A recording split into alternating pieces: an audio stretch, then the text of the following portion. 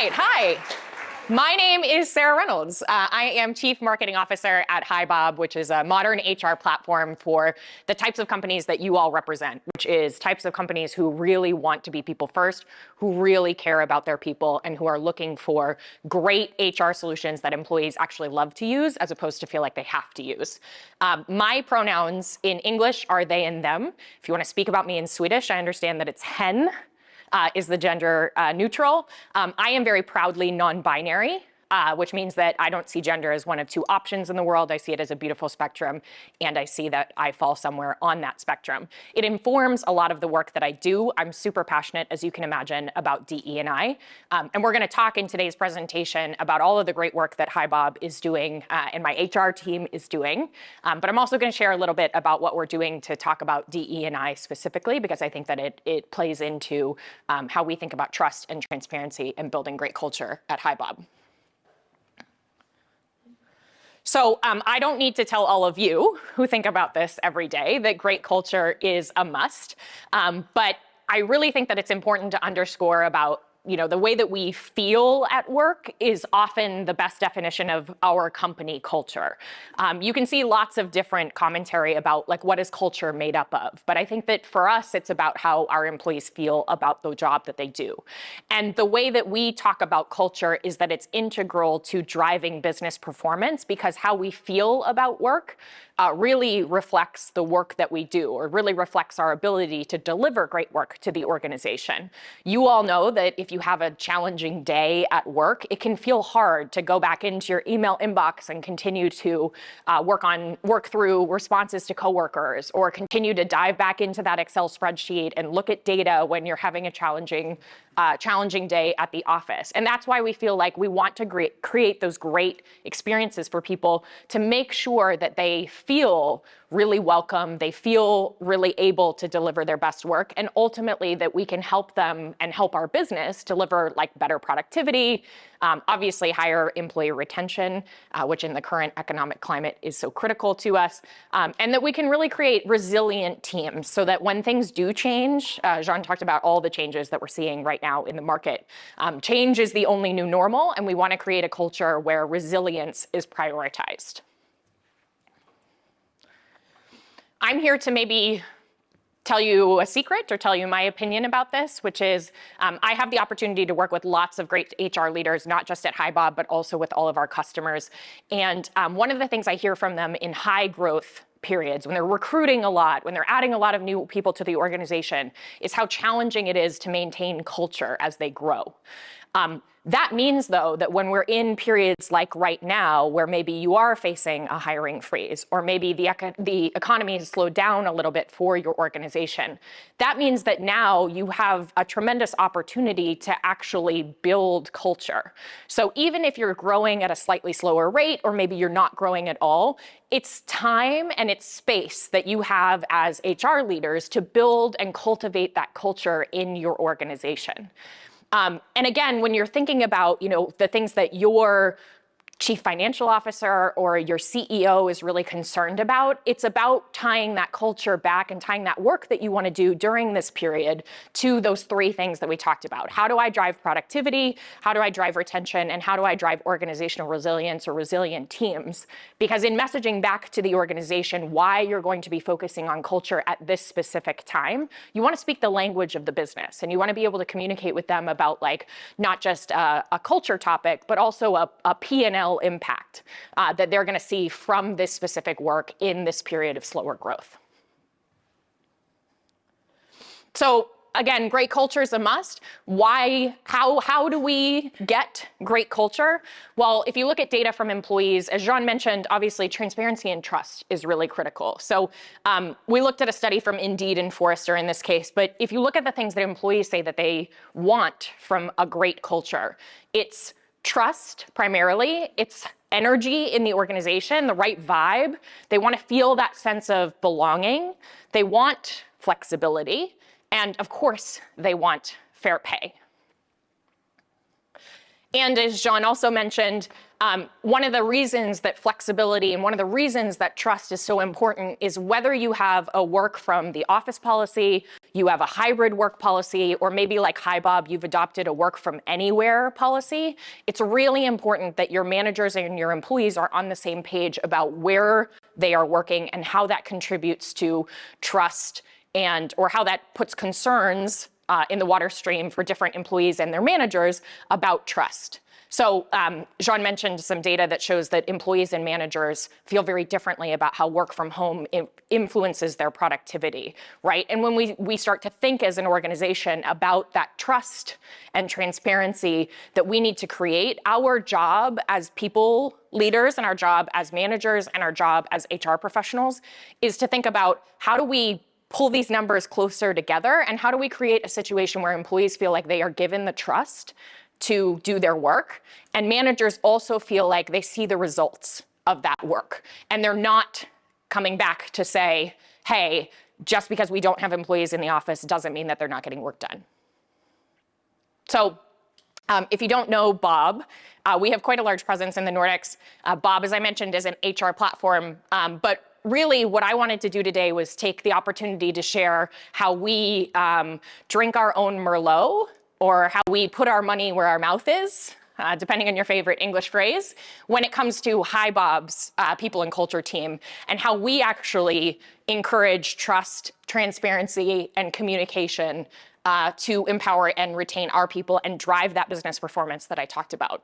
So the first thing that I think is so critical when we're talking about trust is that it's embedded in our values. At HiBob, if you go on our recruiting site, it says we don't want values to just be words on a poster. We want our values to represent the actual culture within the organization, and we want them to be part of the way that we get work done. So we have two values that are really specific to today's topic. We have one around trusting and empowering each other, and one around interacting with transparency and openness.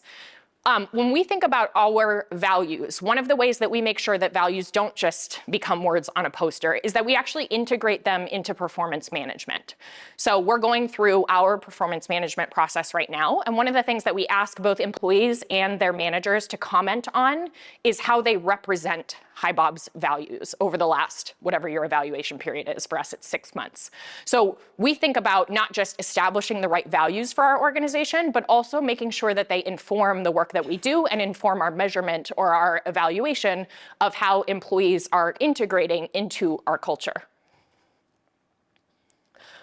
We also, we have the great benefit of having, I think, 7 offices worldwide. We have employees from more than 50 nationalities at HiBob. That means that when we think about trust and transparency and communication, it means we have to work a little bit harder sometimes to make sure that we are really effectively communicating across language, across time zone, across cultural differences. So one of the things that we've put into place to help encourage that trust and open communication, and to maybe break down some of those barriers or miscommunications that can happen when you have a really beautiful, global, diverse workforce, is we've put into place some cultural intelligence training. In our case, it's based on the work of an organization called Culture Map, and they think about cultural intelligence the same way that you might think about emotional intelligence. So instead of EQ, it's CQ. And for us, what we did was we built a pilot program. We're a big believer at HiBob that your people strategy doesn't have to be perfect or fully baked before it launches. We don't let perfection become the enemy of the good. So we do a lot of piloting of programs, and we're very open with employees that they're participating in a pilot, and that pilots mean it's not fully baked. But in our case, we did a pilot of our cultural intelligence training before we baked it into our full employee experience. Our cultural intelligence pilot was 40 employees from around the world, representing many different cultures. And we put them through a 2-hour workshop on cultural intelligence. And we talked about where do miscommunications that are related to cultural intelligence happen in the workplace. This was really successful for us. Our team loved it. They gave really great feedback. As part of our pilot process, we always ask the employees who participate to give that feedback to us about what was good, what was challenging, what needs some more thought before it gets rolled out. And I'm very happy to say that we're launching as part of our internal learning management system launch later this year, a full set of coursework on cultural intelligence that was informed by, not just Culture Map and the great material that they brought to the project, but also from our employee feedback on, what was valuable, what wasn't valuable, maybe in that material as well.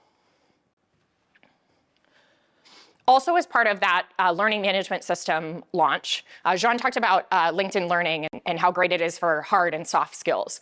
We want to focus on some of those soft skills in the LMS content that we make available to all of our employees at HiBob. Unconscious bias is something that, along with cultural intelligence, is really important to us. And it's very important to me personally, because as I mentioned, I identify as a member of the LGBTQIA community. So unconscious bias is the ways that, without even thinking about it, we accidentally have biases about different people or different cultures or different folks from different backgrounds or folks with different experiences, and it informs the way that we work. It can be as simple as, like a classic example is that little kids, if you have a child who's femme presenting, they might get told that they're bossy. Whereas if it's a masculine presenting child, it's like, ooh, he's going to be a great leader, a great CEO one day. It's the same behavior, but it is characterized differently because of their gender presentation. And that informs things like performance management in the workplace when we grow up to be adults. It also informs things like hiring and making sure that you have fairness and you're not integrating biases into your recruitment process, whether it's at the resume evaluation stage or it's at the interviewing and candidate experience stage. So for us, we wanted to pilot some unconscious bias training, and we wanted to put in place some new hiring best practices and hiring guidelines in a workbook for all of our managers that talk about what is unconscious bias, train them on what is unconscious bias, how does it affect the hiring process, how does it affect the performance management process, and how can we avoid it? What types of language should we avoid? How do we spot unconscious bias? Because it isn't something that we're proactively thinking about. It's something that just happens. And so again, as part of our internal learning management system launch, we are developing a full coursework around unconscious bias built on some of that pilot work. We also, as part of our focus on culture, know that people managers have the biggest impact on employees' perception of culture in the organization. So as much fun as it is to be the chief marketing officer and stand up with my C-suite title and say culture is so important, if our managers aren't living our values and aren't bringing culture to the organization every single day, then ultimately it doesn't matter what words come out of my mouth because the employee experience doesn't represent the actual culture. So we want to invest in our leaders. So if you become a people leader at HiBob, you go through a 2-day training process. You also get integrated into quarterly workshops. Our workshop this quarter for managers is all about mentoring. So in addition to developing their people management skills, we want to encourage them to become mentors, and we want them to develop mentoring and coaching skills that can complement people managing skills. So we have them in a full program this quarter designed to focus on mentoring. We also do special leadership offerings for folks who are Director Plus and VP Plus in our organization to try and make sure that it's not just people managers that we're building great skills in, but we're also building great executive leadership skills and a great pipeline of future executive leaders in the organization to be able to bring these values and this culture to life. As great as all of our efforts around transparency and openness and trust in the organization are, we also recognize that not every employee feels empowered to give feedback directly to their manager or to their HR business partner or to me or to our CEO in walking by his office. And we know that in addition to things like our employee engagement survey, where you can write comments that are received anonymously from the organization, we need to create a always-on feedback loop that's anonymous for our employees. So one of the features of Bob, our HR platform that we use, is called Your Voice, which is anytime, day or night, 365 days a year, you can log in and you can submit truly anonymous feedback to the organization about your experience, about something that happened. It's a free text, open field. So at any time, you don't have to wait for the next people and culture engagement survey to come out. You can submit anonymous feedback to the organization. This has been really valuable for us. Employees don't take advantage of it that often. I'm really proud to say that we do have an open and transparent culture where most people feel really empowered to give feedback directly with their name attached. But when we do get anonymous feedback from folks, either on our employee engagement surveys or through your voice, it's very helpful to us. And it's something that we can really demonstrate to employees that we take action on. So for example, an employee recently gave anonymous feedback about our 401k, our retirement policy in the US. And they talked about, like, when do we actually, as an organization, match? Like, when do we put money into the account? Many organizations choose to do this like once a year, twice a year, quarterly. They talked about how empowering it would be, or how impactful it would be to their future retirement if we could make those contributions monthly or quarterly instead of annually, for example. And we very quickly received this feedback, and we went to our CFO to talk about the language of the business and to talk about the impact on free cash flow and the P&L and all that fun stuff in finance land. But very happy to report that we were actually able to take action on that based on this employee's anonymous feedback. Finally, we take communications really, really seriously. The reason I know so much about the work of our people and culture team is because I have great partners in people and culture, and as a marketing organization, we have the great luck to get to partner together with them on how do we communicate about all of these different policies, all of these different programs to our employees. We also get to partner on how do we communicate general business updates to our employees. How do we make sure that our leaders are translating the messages that we are communicating at the executive level out to their employees? How do we make sure that we have a cadence for things like our all hands? Or how do we make sure that the content in our all hands mirrors the content that our board of directors sees, so that employees have full transparency into what we are talking about as a business and what we think are business priorities in our organization?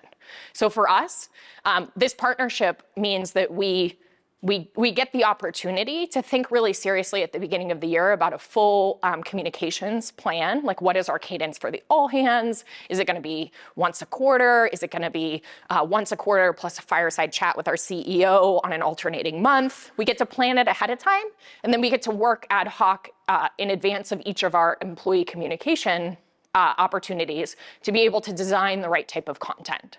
And for us, it is really about, trust and transparency. So we really do show our employees the same slides that go to our boards of directors. So if you are thinking about internal comms, or if you have internal comms as part of your responsibility, I would say, as the marketing professional in the room, take advantage of your friends in marketing. They know a lot about communications, and they can help you sort of think through, how do we partner together to really bring that communication strategy to life. Okay, last but not least, putting it into practice. So HiBob's been thinking about this since day one, right, of our employee or of our company journey, because it's really important to us that we think about HR best practices, and that we drink our own champagne, or we do what we say when it comes to the work of our people and culture team. If you are thinking about putting some of these things into practice in your own organization, or you want to build some new, maybe focus on trust and transparency into your culture, here are a couple of things I would recommend. One is evaluate your values. If they don't explicitly talk about trust and transparency, figure out, are they the right values for you? Think about, if there's a value that maybe reflects that but doesn't say it so specifically, how you change the communications around your values, your existing values, to prioritize trust and transparency. Train your managers. Your managers are your best face to the organization. They spend the most time with your employees. They are the drivers of culture and the translators of messages that you create in HR or your C-suite says to the market or to the employees. Train your managers and specifically focus on some of those soft skills that help them to build trust with their employees. Make your leadership visible. So make sure that it's not your HR team saying one thing and your CEO saying something else, which is something I'm sure we've all experienced from time to time.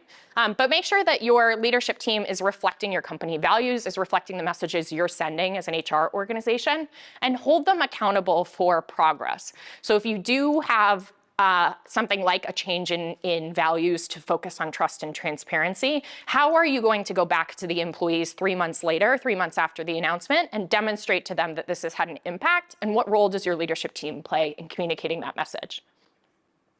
Choose the right platform to communicate with your team. Not everything needs to be a meeting. You do need to have opportunities for employees to ask questions or to give feedback anonymously. So think about how you're going to integrate that feedback loop into your process. And then finally, if you don't already have one, set a cadence for company updates. Even if you don't have a full communications plan that comes, jointly developed from HR and marketing, even something as simple as having regular company all hands or regular departmental all hands can make a big impact. I can tell you when I joined marketing as a new CMO, one of the things that I learned was that the previous CMO didn't have staff meetings. That sounds outrageous. But she didn't meet with her team weekly, monthly, to give them updates about what was going on in the broader business. She relied on one-to-one communication with each of her team members. That had an impact on the team members' ability to build trust with each other and to build open and honest communication and to build collaboration on joint projects. So check in with your leaders about the cadence that they use to communicate to their employees. Because if they don't have a departmental all hands or they don't have team meetings, you're missing a tremendous opportunity to build culture. I think that's it for me. Thank you, team, so much.